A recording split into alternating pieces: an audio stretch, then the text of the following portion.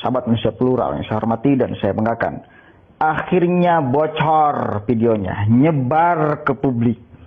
Kita menjadi akan tahu apa peran Alfian Tanjung dan kawan-kawan. Apa tuntutan mereka kepada Anies Rashid Baswedan bila Anies jadi presiden. Ini tidak main-main. Ini tidak main-main.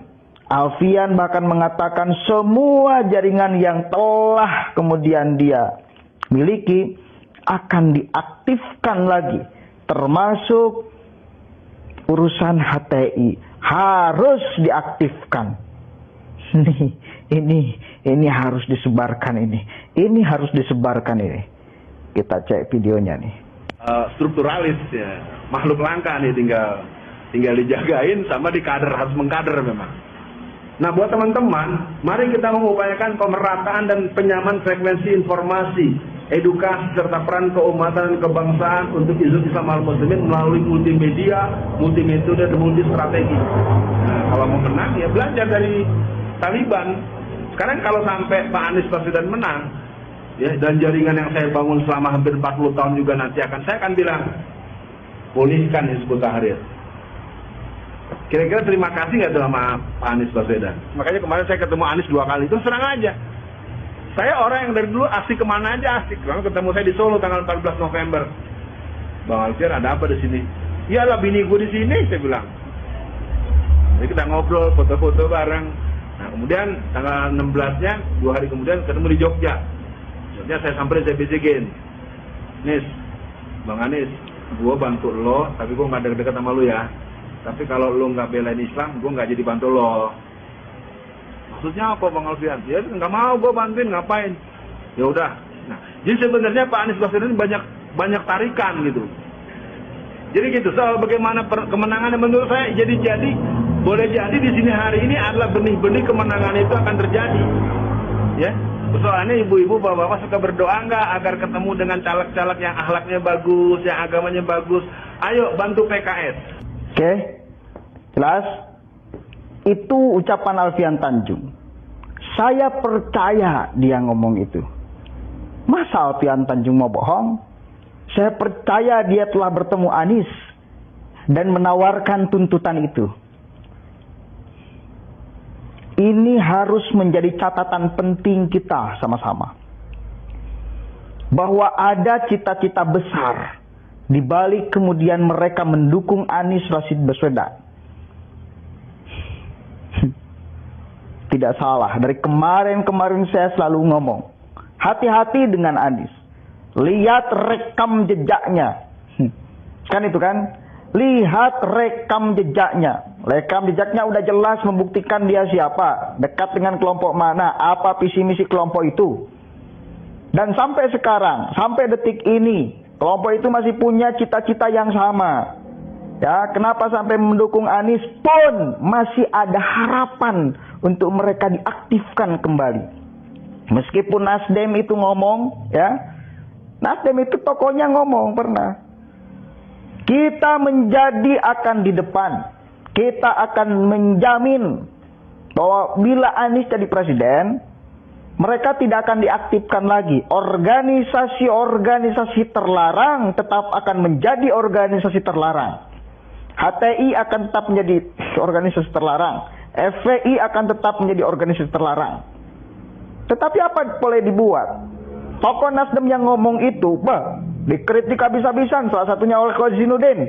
Novel Bakmumin ikut bersuara. Para tokoh mereka ikut bersuara. Selamat Ma'arif segala macam ikut bersuara. Mengecam apa yang diucapkan oleh politisi senior Nasdem itu. Artinya apa? Udah jelas di sini. Ada visi misi besar. Kenapa mereka kemudian merapat ke Anies Rashid Baswedan. Dan Anies susah untuk melepaskan mereka. Kenapa? Karena basis masanya hanya mereka. Satu kali lagi, basis masa Anies itu hanya mereka. Kenapa Nasdem tertarik kepada Anies? Karena punya basis masa mereka. Gak mungkin Nasdem memilih Anies bila Anies kemudian ditinggalkan oleh kelompok massa itu. Gak mungkin. Gak rasional. Gak punya basis massa apa jualannya. Nah ada. Apalagi si Alfian Tanjung udah ngomong tuh. Kita di belakang aja kita nggak deket-deket. Ngomong itu di depan jamaah ada yang merekam. Kan gila.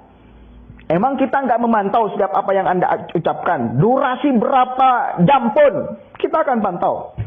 Per detik, per menit apa yang Anda ucapkan. Karena ini menyangkut Indonesia ke depan. Jangan sampai kita lalai. Jangan sampai kita lengah. Jangan sampai ada orang yang membawa visi misi untuk tidak bereskan Indonesia ini. Dia sampai mengatakan, si Alfian Tanjung sampai mengatakan, contoh Taliban. Taliban loh. Ya udah jelas-jelas mengatakan contoh Taliban. Taliban dia mau tiru. Kita tahu bagaimana proses Taliban menguasai itu. Makanya nggak heran bila ada di mana Kalimantan Selatan kalau nggak salah.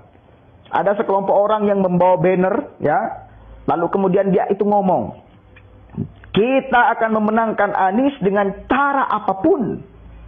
Ya, ngeklaimnya sebagai front persaudaraan Islam. Demi tegaknya syariat agama, jihad katanya. Ini udah kayak gini mereka. Ini udah kayak gini mereka. Makanya mari sama-sama kita bersatu. Ya, yang mencintai Indonesia, yang mencintai NKRI, yang mencintai kebinekaan, keragaman, mari kita bersatu. Persoalan Pilpres nanti itu bukan persoalan sepele. Ini persoalan serius. Karena pemimpin itu yang menentukan nasib bangsa ini, nasib keragaman kita itu. Kita nggak mau. Lalu kemudian yang memimpin Indonesia malah tidak mencintai keragaman, tidak mencintai ideologi kita. Kita tahulah bagaimana cara pandang orang-orang HTI ya kepada Pancasila, kepada NKRI, Togut segala macam. Rela kita dipimpin oleh bagian daripada mereka, Anies Baswedan. Saya pribadi sangat enggak rela. Karena Pancasila ini udah jelas-jelas. Rumusan bukan hanya satu orang, bukan hanya satu golongan, ya. Rumusan banyak orang, rumusan banyak golongan, di dalamnya juga Islam. Kita udah jelas, utuh, panceg, tanpa bertentangan dengan apapun, apalagi bertentangan dengan syariat agama. Apalagi Anda mengatakan Pancasila adalah togut segala macam, itu yang akan kita lawan sama-sama. Dan itu geng Alfian Tanjung dan kawan-kawan masih mengatakan itu. Untuk sekali lagi, Pilpres ini bukan persoalan sederhana.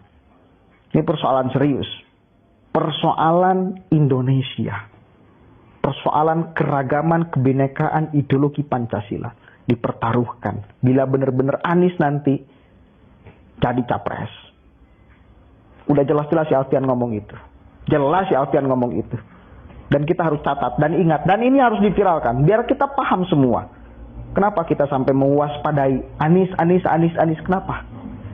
Karena ada kelompok itu di belakangnya. Ya. Assalamualaikum warahmatullahi wabarakatuh. Sebarkan ini seluas-luasnya, saudara. Mudah-mudahan menjadi amal jariah bagi kita semua. Dan ini jihad kita untuk mempertahankan NKRI Pancasila. Ya, salam hormat.